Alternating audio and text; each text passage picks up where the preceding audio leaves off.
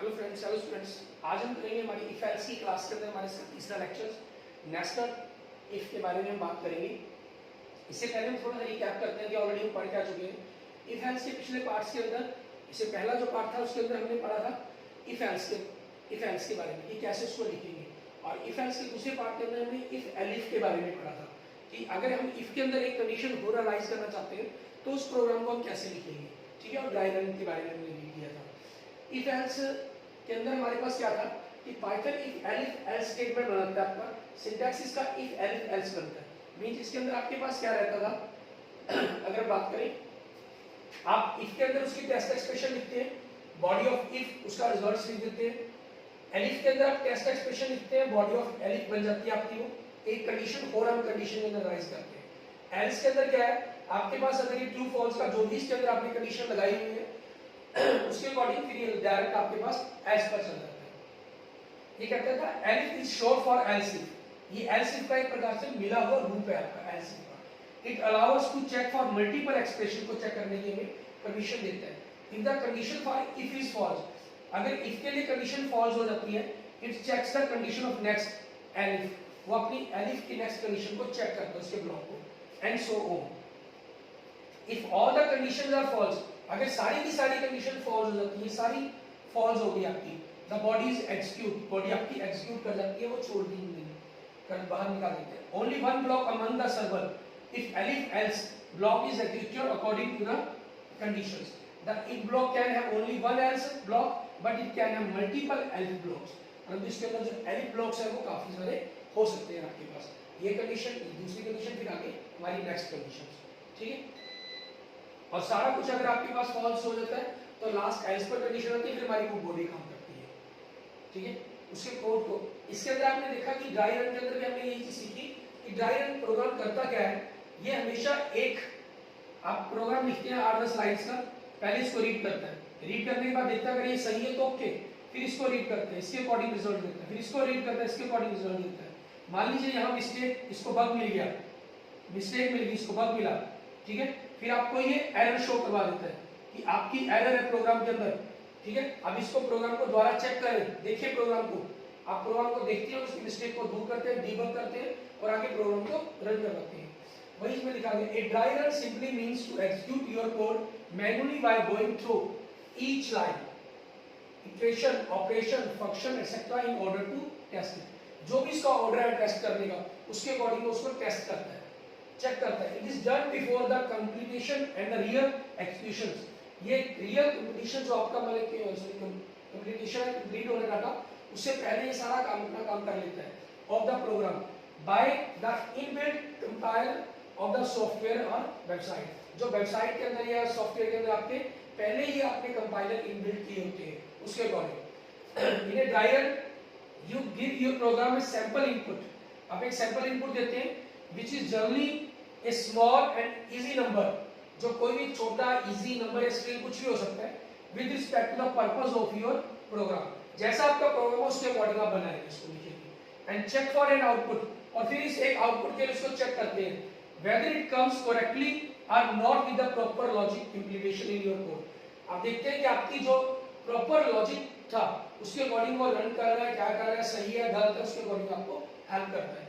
Dry run helps to find out errors, ये हमें errors ढूंढने में हेल्प करता है, and bugs in your code if any, be it small as indentation और even a fault in the whole logic, कि कोई छोटा सा लॉजिक है, फॉल्ट है या बड़ा फॉल्ट है, उन सारे के बारे में बताता है, फिर हम उसके डीबग करने में हमारी हेल्प करता है, हमें सहायता कर देता है। आज के इसके अंदर हमने सिर्फ नेस्टेड इफ एल्स के बारे में ही मेनली पढ़ना है।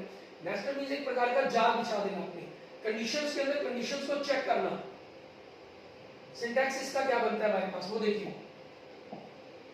इसके सिंटैक्स के अंदर क्या होता है, इफ कंडीशन आप वन लिखते हैं, जो execute when one condition is true, ये एक्जीक्यूट करती है जब पहली कंडीशन ट्रू हो।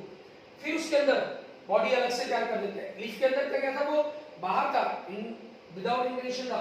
ये इफ के अंदर इफ को, जैसे मैंने आपको स्टार्टिंग में बताया था पिछले लेक्चर के अंदर, इफ, फिर इसके अंदर आप इफ लेके जाना चाहते हैं, फिर इसके अंदर इफ लेके जाना चाहते हैं। तो इन सभी सिस्टम्स को बचाने के लिए हमने एलिफ का सिस्टम यूज कर लेते थे, ठीक है। और यहाँ हम क्या है, इफ को ही उन कंडीशंस के अंदर ही चेक करना है, उसके बाहर आकर मींस आपकी इफ एलिफ का तब हम यूज करते हैं जब आपके पास इफ आपका फॉल्स होगा तो आप दूसरी कंडीशन पर बात करना चाहते हैं। जैसे आपको मार्क्स देखने कि अगर 40% से ज्यादा है तो वो पास है, और 40 से 60 के बीच में है, ठीक है, तो वो सेकंड डिवीजन है मान लीजिए, और अगर 60 से 80 के बीच में है तो उसकी फर्स्ट डिवीजन है, और 80 से 100 के बीच में है तो वो एक्सीलेंट पोजीशंस पर। आपको कई कंडीशंस मींस आपने मार्क्स देखे, वो पहली कंडीशन में चेक करता है फॉल्स ट्रू जो भी कुछ है, सेकंड पर देखते हैं, इफ में लेके जाते हैं। लेकिन अगर आपको बीच में ही कंडीशंस पर करना है, पहली कंडीशन आपने चेक किया कि 40 पर ज्यादा मार्क्स 40 से ग्रेटर देन है, फिर 40 से ग्रेटर देन पर 60 से ग्रेटर है या 80 से ग्रेटर है, आप ये चेक करना चाहते हैं तो आप इफ का यूज करते हैं, मींस कंडीशंस के अंदर कंडीशन चेक करते हैं। अलग से आपको सिर्फ एक ही आउटपुट चाहिए, कोई इशू नहीं चाहिए, ठीक है। पास के साथ आपको इसकी एक्सीलेंस नहीं चाहिए लिखनी, तो आप इसे इफ का यूज कर लेते हैं। और सब कुछ चाहिए आपको तो आप इफ के अंदर इफ का जाल बिछाते हैं, ठीक है। सेकंड कंडीशन बनाते हैं वहां पर, पहली कंडीशन के बाद सेकंड कंडीशन एग्जीक्यूट करते हैं when condition second is true. If block is and here, अगर ब्लॉक यहां पर एंड कर देता है, if block is and here, और अगर नहीं करते तो आप फिर आगे कंडीशन एल्स की जो कंडीशन है उसके अंदर आते हैं, या एल्फ की वहां लगाना चाहते हैं, जो भी आप चाहते हैं उसके अकॉर्डिंग काम करते हैं, ठीक है। ये इसका सिंटैक्स रहेगा मेनली सिंपल। इसका फ्लो चार्ट भी बड़ा इसी तरीके से बनता है आपका, ठीक है। आपकी एक टेस्ट एक्सप्रेशन चेक करता है, ट्रू है तो बॉडी ऑफ इफ आपको स्टेटमेंट के अंदर रिजल्ट मिलेगा, फॉल्स है तो एक नेस्टेड एक जाल बिछ जाता है वो, ठीक है। वो कंडीशन ट्रू है तो कोई दिक्कत नहीं है, उस कंडीशन में चेक हो गया आपको रिजल्ट्स मिल जाएगा। फॉल्स हो गया तो फिर एक नेस्टेड बोर्ड एल्स क्या हो जाएगा, मींस फिर वो कंडीशन के अंदर कंडीशन चेक करेगा कि वो ट्रू है या फॉल्स है।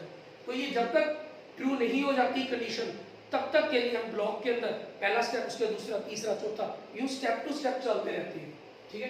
ये थोड़ा सा फर्क है इफ एलिफ के अंदर इफ नेस्टेड जो हमारा बनाते हैं, इफ के अंदर इफ जाल को लिखते हैं। इसकी सारी प्रैक्टिस में आपको मेराकी ऐप पर आप जाएंगे, खुद करके देखिए, वहां भी हो जाएगी। नहीं मेरी नेक्स्ट वीडियो के अंदर आपको पूरे इस ग्राफ के ऊपर, मतलब हम कहें इस जाल को, इस सिंटैक्स को कैसे लिखा जाएगा, ठीक है, इस पूरे रन कोड को कराते हुए आपको वीडियो मिल जाएगी, ठीक है। कुछ एक दिनों के अंदर आपको जस्ट आफ्टर 24 आवर्स, ठीक है, मेरी वीडियो अपलोड होने के बाद आपको डिस्क्रिप्शन में लिंक भी मिल जाएगा इसका, ठीक है। और इस प्रकार से आपकी जो स्टेटमेंट है इसकी वो कंप्लीट होकर आपको रिजल्ट्स मिल जाते हैं इसके।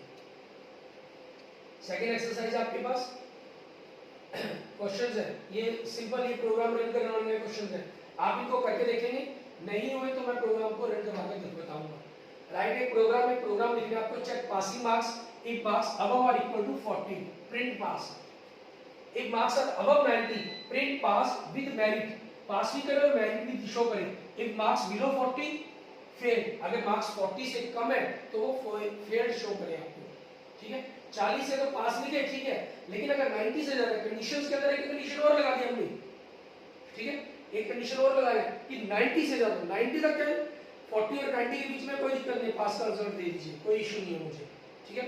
लेकिन अगर 40 से 90 से ज्यादा है, ठीक है, तो फिर मुझे चेक करें कि क्या हो रहा है, कंडीशंस आ रही है। दूसरा एक प्रोग्राम ऐसे ही लिखना है आपको, write a program to check if two numbers are positive, अगर दो नंबर पॉजिटिव है, if they are positive store the product of them in the first number, तो उनको फर्स्ट नंबर के रूप में स्टोर करें। And if they are not positive, अगर वो पॉजिटिव नहीं है, then store the sum of the two numbers in the first number, तब उनके सम को then store the sum of the two numbers in the first number के रूप में स्टोर करें, ठीक है। उनकी प्रोडक्ट को अगर पॉजिटिव है, नहीं है तो उनके सम को, देखो यहां दो कंडीशन लगा रहा है कि अगर वो पॉजिटिव है तो प्रोडक्ट को, नहीं पॉजिटिव है तो उनके सम को। If only one of them is positive, अगर एक ही पॉजिटिव है, then print only one is positive, तो सिर्फ ये प्रिंट कर दे कि only one is positive, फिर आपको किसी भी नंबर के रूप में स्टोर करने की कहना कोई जरूरत नहीं है। क्लियर?